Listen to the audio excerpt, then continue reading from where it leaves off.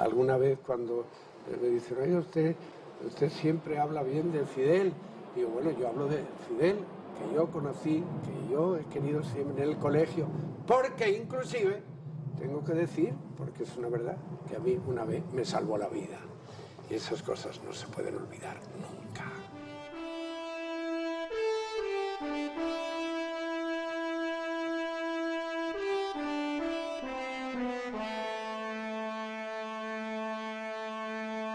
Salimos una mañana para subir a un monte allá por la Sierra de los Órganos y enseguida empezó a llover torrencialmente, como llueve en Cuba, como llueve aquí, el trópico, ¿no?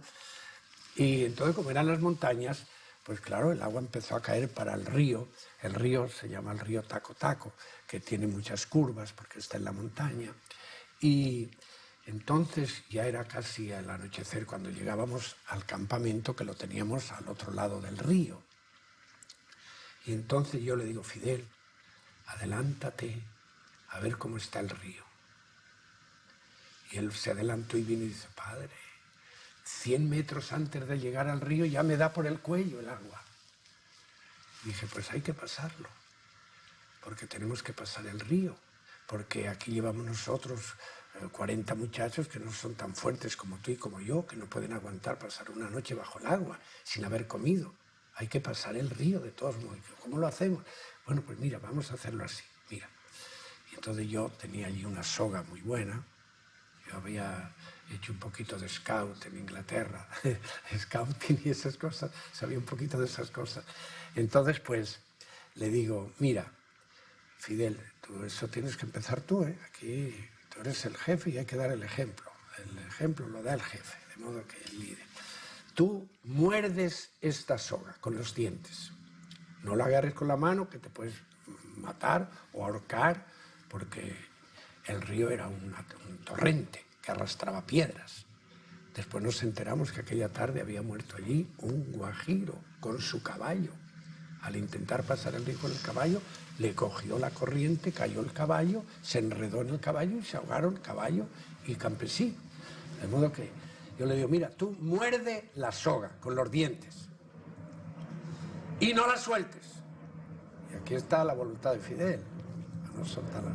Tú muerde la soga y yo te voy a ir dando soga. Cuando ya tú tengas que nadar, él nadaba bien, tú empiezas a nadar y yo te voy dando soga y te voy dando soga. Efectivamente, él nadó, llegó al otro lado a una distancia de 25 metros o qué sé yo, que le llevó la corriente, ¿verdad?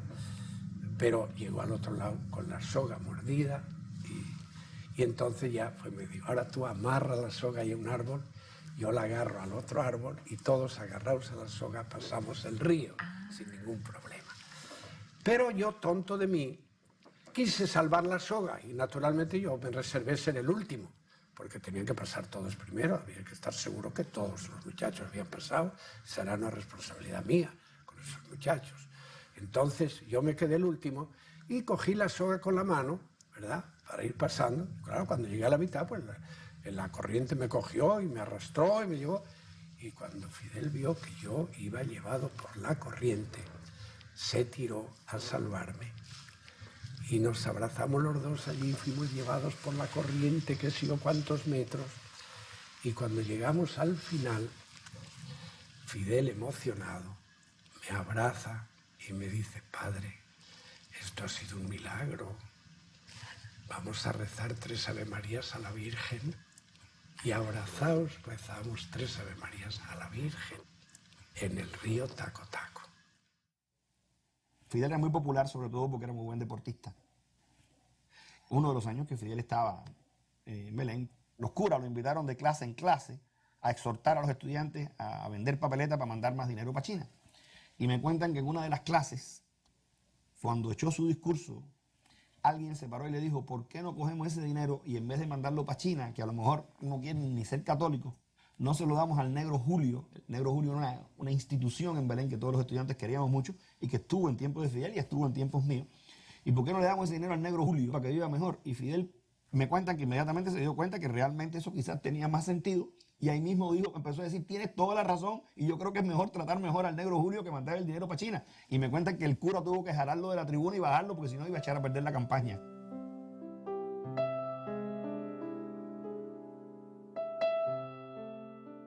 Yo soy Ángela Castro Ruz, la hermana mayor de Fidel, que le llevo 4 años. Cuando íbamos a bañarnos al arroyo de allí del Batey, a veces iban algunos de los muchachitos de la zona y se bañaban también con nosotros en la poseta aquella. Y Fidel vio un día a uno de los niños que estaba tan mala su ropa y cogió y le dijo, llévate, mira, ponte mi ropa. Y dice, ¿está loco? Y si tu mamá me ve, me dice que yo me la robé. Dice, no, porque yo le voy a decir que la corriente del río se la llevó y tú vas a decir que te la encontraste enganchada en una mata que estaba a la orilla del río, por allá abajo. Y entonces ya ella ya sabe que tú no eres ladrón. Y entonces así lo hizo, pasó todo como lo previó. Mi mamá ve al otro día al chiquito con la ropa en la tienda y dice, mira la ropa que se le perdió a Fidel, ¿fuiste tú? Dice, no señora, yo me la encontré en la orilla del arroyo, enganchada en unos matojos, ahí, unas malezas. Entonces, y las recogía, no sabía que eran de Fidel. Ah, bueno, está bien.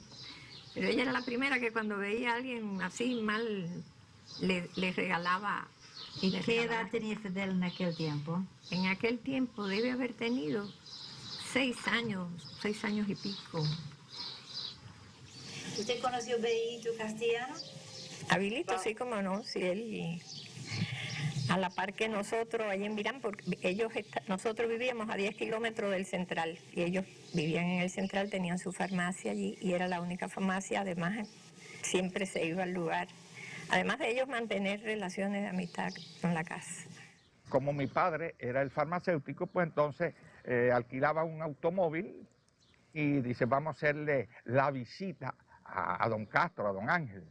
Y entonces, pues, mamá, mi hermana más chiquita y yo, pues, íbamos allá y entonces, pues, nos recibía don Ángel con Lina y los hijos. La familia, tomábamos café y conversábamos, era una visita de cortesía. Y yo recuerdo, a mí me impresionó un diálogo, porque en aquella época Raúl era muy bellaco y un poco que le daba dolores de cabeza al viejo y a la mamá. Sí. Y entonces dice el viejo Castro, este muchacho, algo así quiso decir, es un poco rebelde, un poco indisciplinado, algo así. Y entonces Fidel intervino y dijo, bueno, se puede ser o indisciplinado o rebelde, pero siempre que esa actitud tenga un sentido en la vida.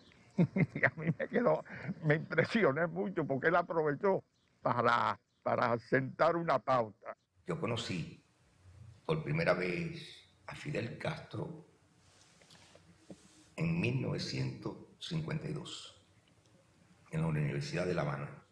Allí lo conocí, empezamos a hablar, estaba disgustado con la cuestión del golpe de Estado. ¿El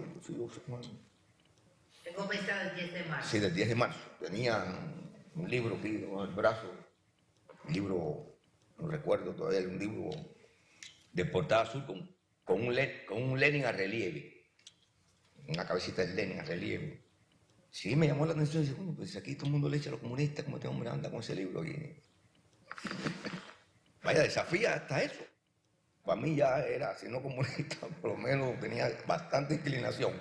Vaya, que en ese momento él, allí en la Plaza Cadena, tuviera un libro abajo del brazo, ¿eh? Con la efigie de Lenin. Vaya, no era fácil. En aquellos momentos, y el barrio bajo, hablaba, yo no era comunista. No. Tenía mis inquietudes sociales, pero comunista yo no era. No. Yo fui comunista después del triunfo de la revolución. Ya que me hice, ya abracé la causa del socialismo, del marxismo-leninismo y ya me muero con él. Fidel desde aquella época apuntaba hacia lo que es, solo que nosotros no nos dábamos cuenta.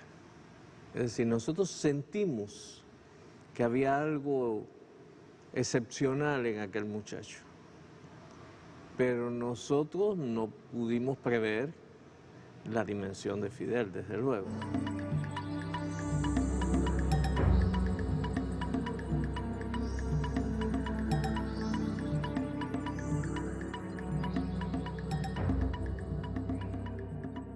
Cuando estábamos en México, era el trío Fidel, Montaner, Melba, para todas partes, juntos. Fidel, Montaner, Melba, para todas partes.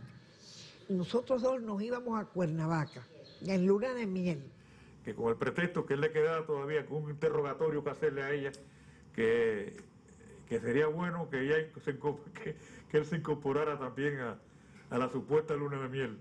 Entonces, el día que nos íbamos para Cuernavaca, dice Fidel que él se sentía tan cansado, que necesitaba descansar un poco, que él podía meter unos cuantos libros en su maleta, y entonces se iba con nosotros para Cuernavaca.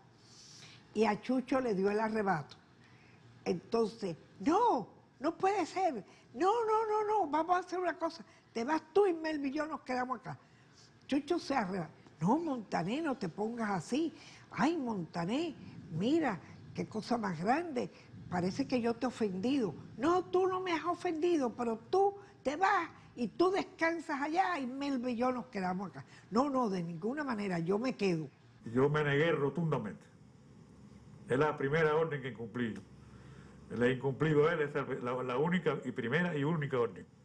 Recuerdo que por allá, por 1960, 1961, existían grupos de bandidos alzados por inspiración de la CIA que diariamente le bombardeaban en paracaídas las armas norteamericanas con las cuales pretendían destruir la revolución. Recuerdo que en estos episodios Fidel le gustaba, se interesaba por conversar con los prisioneros de guerra para conocer cuáles eran sus intenciones, cuáles sus motivaciones. Y así mandó a buscar a uno de los cabecillas capturados. Esto ocurrió en Topes de Collante. Y Fidel planteó que quería conversar a solas con el prisionero porque sentado uno frente al otro, Fidel le preguntó: ¿por qué te alzas contra la revolución? ¿Por qué combates la revolución? Y el individuo empleó una frase que repitió hasta el cansancio cada vez que Fidel le hacía la pregunta.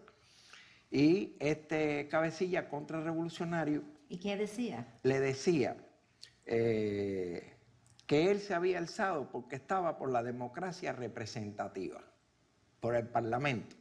Y Fidel le decía: bueno, pero tú tienes que saber por la edad que aquí el Parlamento nuestro era un parlamento en su mayoría de bandidos, de pillos, de ladrones, que no decidían nada en los destinos del país, que era una mascarada de democracia. Y entonces Fidel le volvía a hacer la pregunta y el individuo volvía a decir lo mismo. Y llega un momento que Fidel se desespera un poco, cosa que no es característico en él, pero ocurre. Tomó al prisionero por la ropa, por aquí, y figúrese Fidel Castro, que es un gigante, con aquel hombre que era mucho más pequeño que él, lo alzó con furia, y en ese momento él y yo cruzamos una mirada. Él se dio cuenta que estaba fuera de sí y lentamente bajó al prisionero hasta la silla, le dio la espalda y se fue. Eso era ya como las 11 de la noche, como a las 5 de la mañana. Fidel me despertó y me dijo solamente: vamos. Y entonces Fidel, para sorpresa de aquel hombre, Fidel le pidió disculpas. Le dijo que había estado un tanto fuera de sí, reiteró que por favor que comprendiera esta situación y quería continuar la conversación con él. Y a partir de ese momento desarmó moralmente al prisionero, que entonces sí entró en una conversación con Fidel, tal como Fidel quería, para ver cuáles eran realmente los motivos de su acción contrarrevolucionaria. Y bueno, pues comprendimos una vez más quién era Fidel en su grandeza, pidiéndole inclusive disculpas, perdón a un prisionero por haber intentado maltratarlo.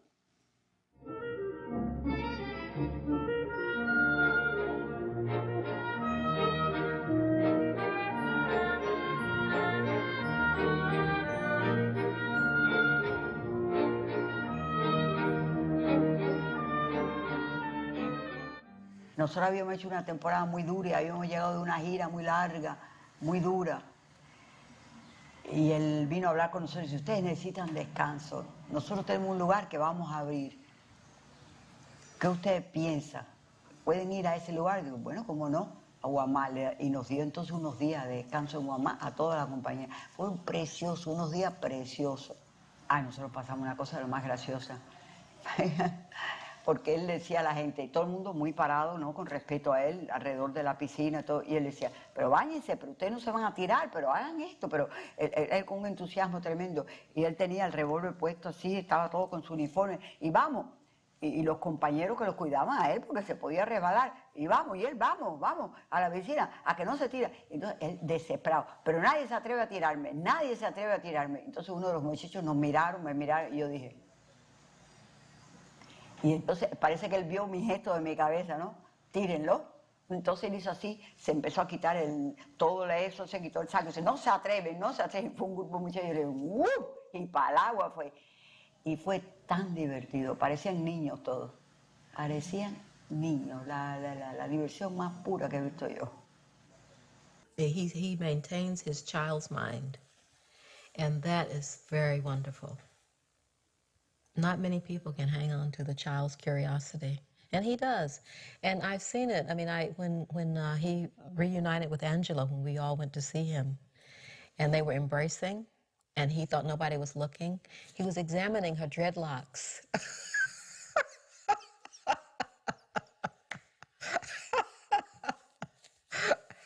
And I thought, yeah, you know, that's really what a child would do. But by the time you're a grown-up, you know, you're not supposed to, you know, but of course you should. You should touch the world. You should continue to examine it. You should look at it. You should smell it. You should know what it's made of.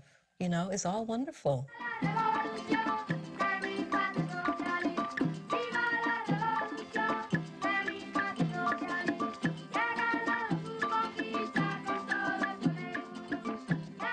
Castro is a phenomenal leader. We talked maybe for almost 2 days and 2 nights. He goes on and on. He was speaking English. We were talking, you know, back and forth. So at some point I said, Castro, let's drop the translator. Let's just talk. And he just began to talk English. And he did. And he talked English. And so I said, now, the day you asked me to go to your school with you, and so I did. Tomorrow I want you to go to church with me. He said, I haven't been to church in 27 years. I said, well, go in there, I'm your guest. He said, well, I will. And we walked down the street from university, walked into the church, and those ministers saw Castro of that church. They did not know what to think. We walked in and sat down, and we both had remarks.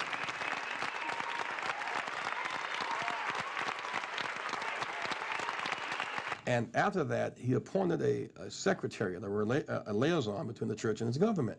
It really came out of our dialogue.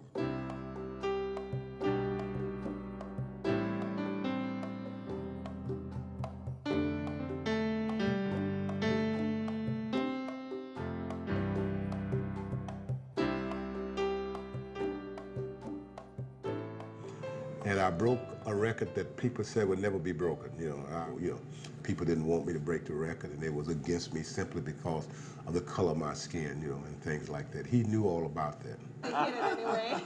Actually, President, did he enjoy playing baseball or basketball? I understand he was ¿Qué le quite a gustaba a usted? basketball ¿Qué player. disfrutaba más usted jugando, el béisbol o el básquet? ¿Dónde habría llegado más lejos? Where would I have been able Como to do better? basquetbolista. I think that as a basketball player, I would have done much better. Tirar las Ways bolas. to throw the balls. Yo me creía que era bueno. Well, at least I thought it was good. I heard he was good. Subjetivo. I had to take advantage of the fact that here I was standing in front of one of the world's greatest ambassador, I guess, in the world, you know, name known all over the world, and here I am standing before him, and I said, I got to get some baseball signed. I got 4, and that's going to stay with me and my grandchildren and my kids. Wow. Well, I just think that once in a lifetime you can get someone like the president of Fidel Castro to sign a baseball to you, you know. Yo siento que Fidel disfruta los triunfos de los negros, la verdad. Que si ve un pelotero que es negro, uno se admira. Si ve un basquetbolista negro, se ruboriza de emoción. Y imagínense, yo sí lo siento. Yo sí lo siento, Estela, yo sí lo siento. Yo sufrí mucho el racismo aquí en mi país. De Cuba, Ana Fidelia Tirón.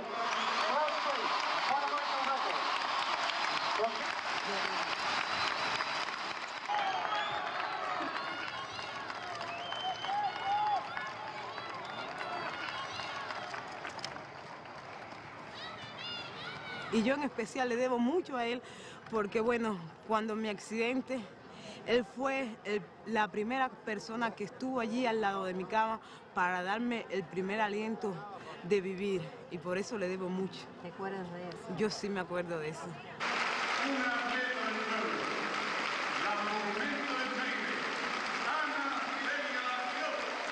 Cuando regresé de los Juegos Centroamericanos de Ponce, después de mi accidente, cuando todo el auditorio se paró y empezó a aplaudirme, y entonces él me fue a entregar la medalla.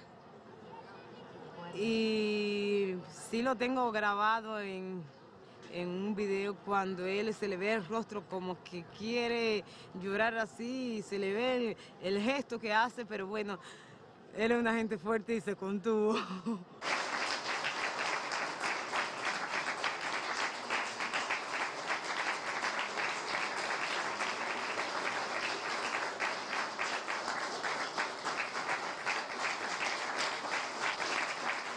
Had it not been for the Cuban presence, that South Africa would not only have not been defeated, but it would never have to come to the table of negotiation with Nelson Mandela for his release and ultimately his taking over as the head of state of that country. I have looked forward to coming to visiting Cuba Deseaba ever since I mucho was released venir from aquí y prison. visitar a Cuba desde el momento que fui liberado de la prisión. And I'm very happy that that day has come. Y me complace mucho que este día haya llegado al fin. I sincerely hope that it will be possible for me to address the people of Cuba. Sinceramente tengo la esperanza de que sea posible durante mi estancia poder One of these dirigirme a todo el pueblo de Cuba And I will express my sympathy. para transmitirle a todos mis simpatías por su país. In the meantime, I say you should remember that I love you all. Mientras tanto, pido que recuerden que los quiero mucho a todos.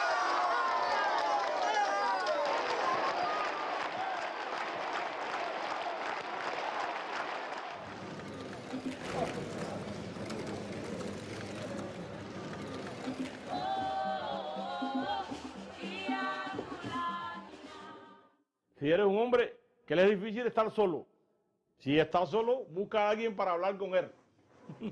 Si está solo, busca a alguien para hablar con él, porque es un hombre muy comunicativo, y por lo tanto yo creo que el castigo más duro que recibió Fidel fue en aquellos meses que estuvo solitario.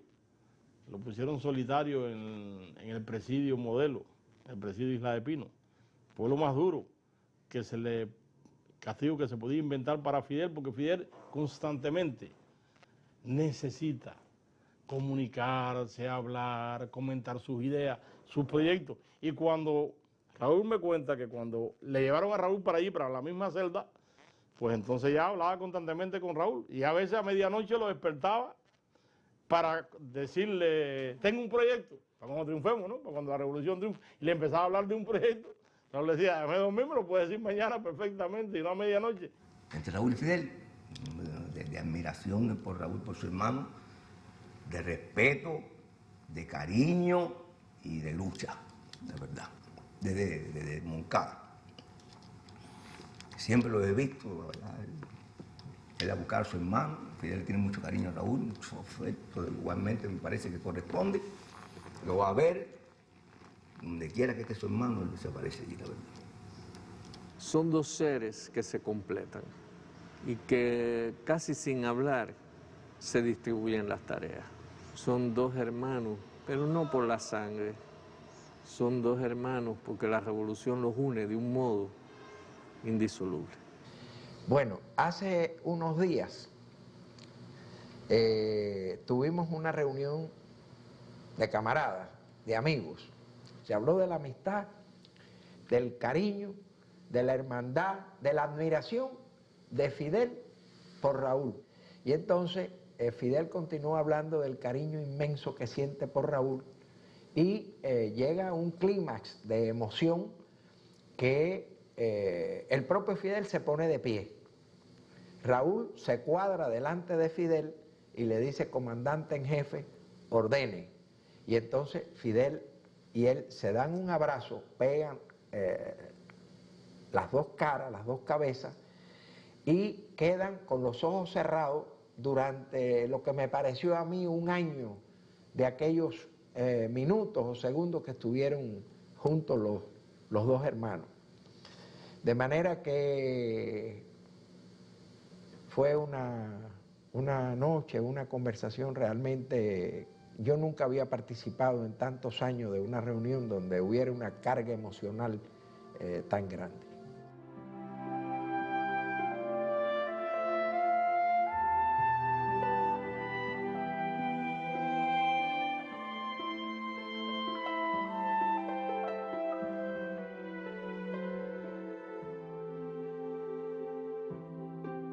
En esos días yo veía carteles, fotos de mi papá con letreros abajo, y yo decía, ¿pero y esto qué es? ¿Por qué? No tenía una explicación lógica y preguntaba. Todo el mundo me daba una explicación diferente. Ya entonces llega un momento en que él nos llama a mi hermana Hildita y a mí y habla con nosotros esa noche. Muchos tiempos después yo supe que él quería darnos la noticia esa noche, pero mi mamá no se lo permitió. Mi mamá quería dármela a mí y ella. De todas maneras, él como que nos preparó, ¿no? Nos dijo algo así que él había recibido una carta de mi papá, cosa que no era real, pero bueno, era lo que él nos decía. Había recibido una carta de mi papá donde mi papá pedía que si algún día él caía combatiendo, nosotros no lloráramos por él, porque él habría muerto entonces como quería, y cuando un hombre muere como quiere, no se debe sufrir por él. Algo así, decía mi tío. Y si esto llega a pasar, nos dijo, ustedes me dan su palabra revolucionaria, su palabra de pionera, nos dijo, que no llorarán. Mi hermana dijo que sí, pero yo inmediatamente dije, pero yo no soy pionera todavía. En aquella época, hasta los 7 años, no te eras pionera. Dice él, bueno, ¿tu palabra revolucionaria me la das? Digo, sí, es así, te la doy. Al otro día, yo regreso, estoy en 11 con tía Celia, y cuando entré, mi mamá estaba llorando. Mi mamá es la persona más fuerte para nosotros, ¿no? Es decir, es el pedestal de nuestra vida. Alrededor de ella es que hemos ido creciendo y nos hemos ido formando como seres humanos. Ver a mi mamá destruida, llorando totalmente sin control, para mí fue una sorpresa tremenda, fue una cosa que no podía entender. Y yo me acuerdo que puse el plato en un lugar y mamá, ¿qué pasa? ¿Qué te pasa? Ella se incorporó en la cama, me dijo, tengo que hablar contigo, algo muy serio, muy triste. Yo no recuerdo exactamente sus palabras, ni creo que me haya dicho directamente tu papá murió, no recuerdo eso. Y me dijo, tengo que leerte una carta. Y sí recuerdo que empezó a leerme la carta, que es muy linda la carta de despedida de mi papá. Me dice, cuando ustedes lean esta carta será porque ya yo no esté entre ustedes. Eso yo lo entendí, ya lo entendí, algo pasó ahí. Mamá llorando, leyendo esta carta. Y al final esa despedida de un beso grande de papá. Yo me dije, no tengo más papá. Sí, ya. Y un poco que, como siempre, las lágrimas se me salían, ¿no? Y me incorporé en la cama porque me acordé de mi otro papá. Me incorporé en la cama y le dije, mamá, no podemos llorar porque mi papá ha muerto como quería y no debemos llorar por él. Algo así le dije. Mi mamá, eso como que la sorprendió, pero una niña de 6 años que te diga eso. Claro, ella no podía imaginarse que Fidel me hubiera dicho el día anterior. y simplemente la estaba repitiendo, ¿no? Pero para ella fue un impacto y la ayudó en ese sentido.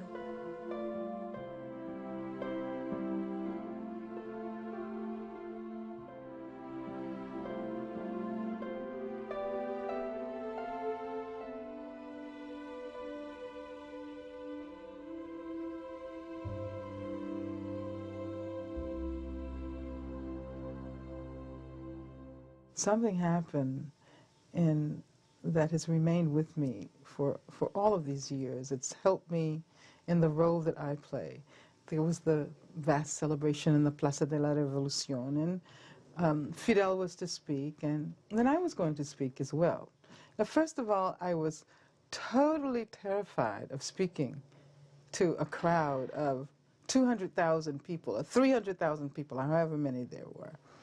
And he said, well, don't worry. Don't worry if you're nervous. I always get nervous. You know, before every speech I make, I get nervous. And that sort of taught me a lesson. I continue to get nervous every time I speak, and I continue to think about Fidel whenever I get nervous.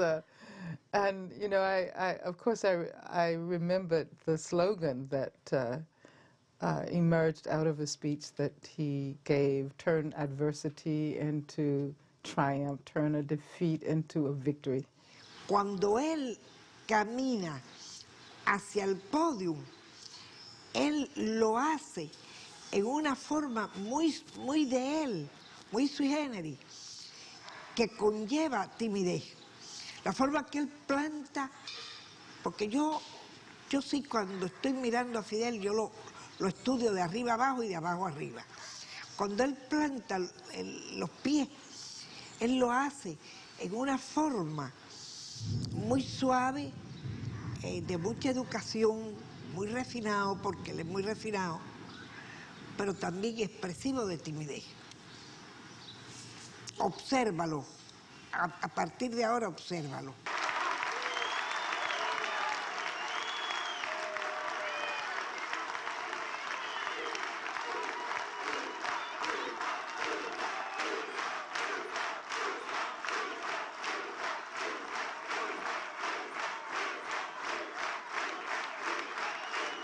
Fidel habla con las manos. Este es uno de los recursos escénicos más fuertes que domina. Son muy expresivas. Sempre apunta o dedo, imperialismo, né? Se pone a reflexionar, quando hace as pausas, se pone os dedos assim na cara, né? Se pergunta, ou então se hace esta expressão com os dedos. Isso é muito forte en él, la cosa de las manos. Es muy fuerte. En Fidel hay una extraña relación entre las manos, los ojos, las expresiones del rostro y desde luego su voz, que es algo muy particular. ¿Quién podría creer que 5 años después de la desaparición del campo socialista aquí estaría Cuba? Revolucionaria, socialista, luchando, resistiendo. ¿Quién podía decir que estaríamos haciendo las cosas que estamos haciendo ahora? ¿Quién podía imaginarlo?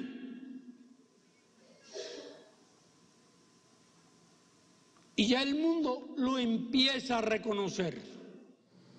He sido uno de los cubanos privilegiados que ha tenido la oportunidad de estar presente en muchas de las conversaciones. Yo recuerdo que en uno de los eventos internacionales muy importantes, no recuerdo ahora cuál, Fidel y Gabo estaban conversando en un salón privado en el aeropuerto de Rancho Bellero, y por los cristales del lado fuera de donde hablaban Fidel y Gabo, había mucho periodista internacional, cámaras de televisión y todo el mundo preguntándose de qué estarán hablando estos dos seres humanos, pensando que estaban hablando cómo resolver los problemas que estaban palpitando en ese momento.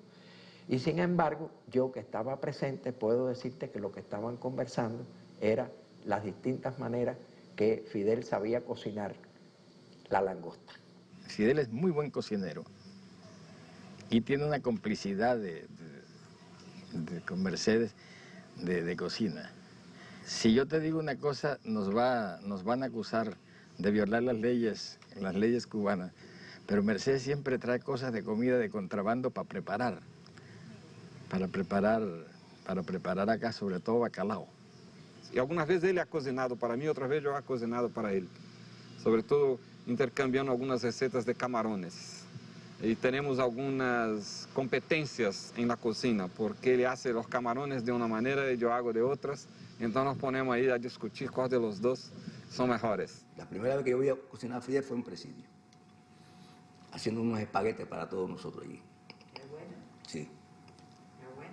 Sí, pero se incomoda cuando alguien le tapa la cazuela, que yo de madre, vaya. No permite que le levanten la tapa. ¿Usted levantó la tapa alguna vez? No, yo soy incapaz de levantar nada de nada. Yo lo veo ahí que él le cocinó, papá. ¿Comió la comida? Eso sí, como no. ¿Está buena? Sabrosa. Es un buen espagueti. Una vez, en estas sesiones de cocina, se le metió en la cocina a Mercedes y le estaba tratando de corregir lo que estaba haciendo y decía que no cortes esto así, que no hagas esto. Y Mercedes ya le dijo con mucho afecto: mire, comandante, usted mandará en su isla, pero yo mando en mi cocina. Y se fue Fidel y me dice: me ha dicho una cosa que tiene toda la razón. Ella manda en su cocina, de manera que fíjate qué bueno que me lo dijo. Me pregunta cómo cocinas esa, ¿no la pones a la plancha? No, yo lo hice ahí a la candela, lo tosté. No, tus langostas. Ah, la langosta sí. Eso no es a la plancha ahora. Este es el error. No llevar la plancha, la seca mucho y la pone dura. Pero yo nada más le doy un minutico. En la fórmula mía con los 12 no, esa es la mejor, minutos esa es la mejor. La mejor. Recientemente lo probamos. Sí. Al horno después de 350 grados apagado. ¿Y actualmente alguna vez cocina? Sí, de vez en cuando. ¿Así? Así. ¿Con un libro? ¿Usted cocina con un libro? Yo nunca miro un libro. A mí me parece un deshonor. ¿Le ponen café también? Porque un cocinero tiene que poner su imaginación. Claro, ¿no? A partir de... Es un arte de la cocina también de mezclar cosas. Es el arte de mezclar cosas. Well, on one of our trips to Cuba, and we had met him several times. I said, Harry, what could we bring? Like, you know, a wonderful book, or what could we bring that would be appropriate? And we thought, and then I said, I know, it's cheese, because I hear he loves cheese.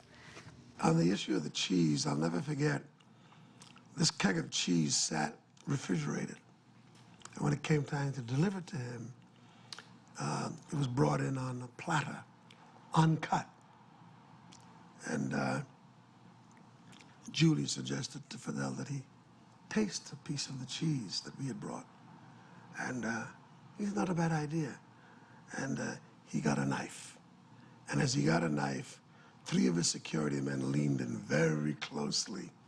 And I could see the anxiety all over their face, because in the wake of so many attempts at assassination on his life and so many bizarre things being attempted, there was no way for these security men to know whether or not that cheese held some life-threatening components.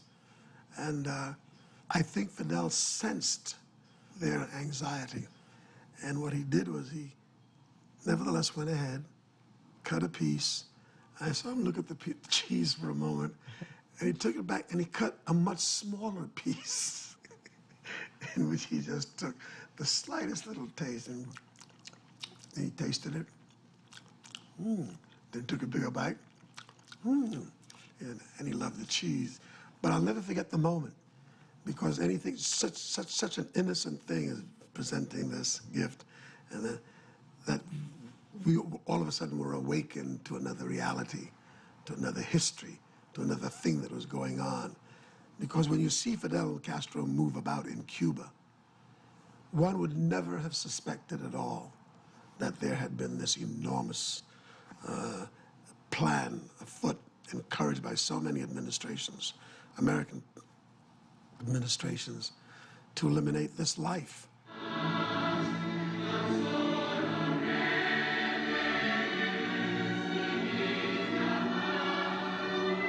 Yo diría y digo que sí hay una relación especial, que hay una gran amistad entre el Gabo y Fidel. Realmente lo que consolidó esa amistad fueron los libros. Porque le pregunté, bueno, ¿qué estás leyendo? Y me dijo, no tengo tiempo de leer por estar leyendo documentos.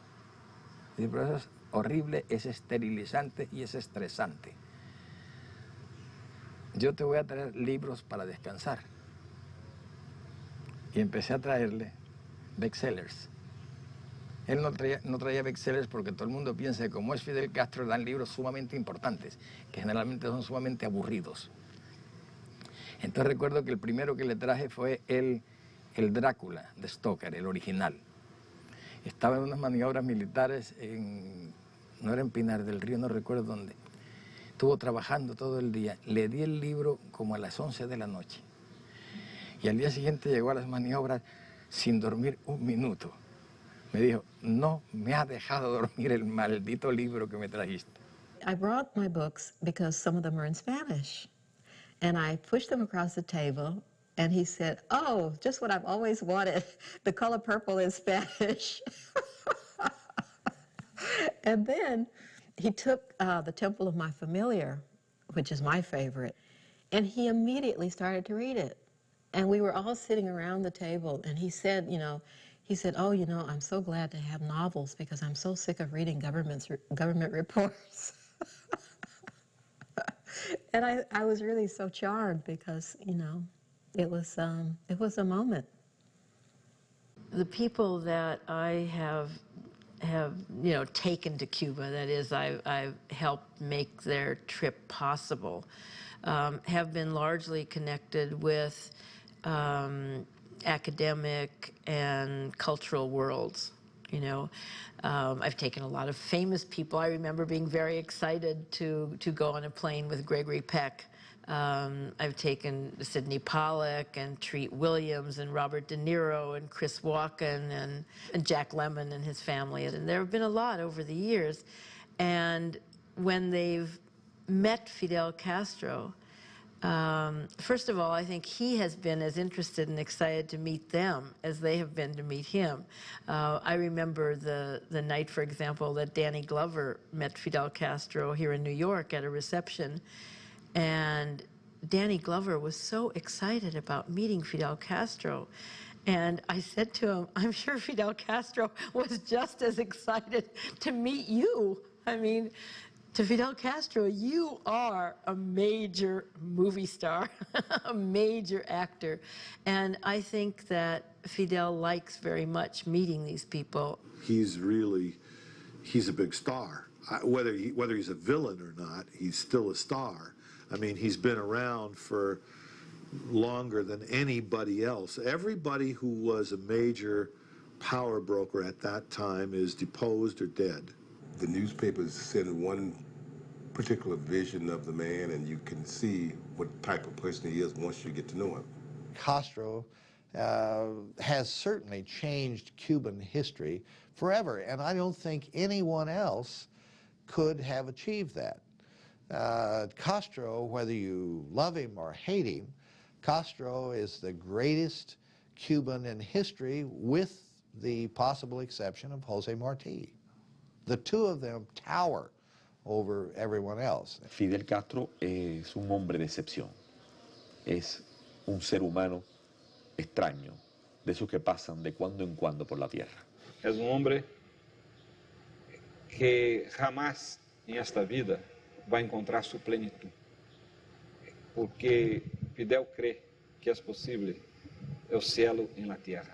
I think Fidel is who he is. He's unique to his time. His presence in the world made a huge difference for millions and millions of people for the better. And I think that no matter what anyone will say, that fact cannot be denied.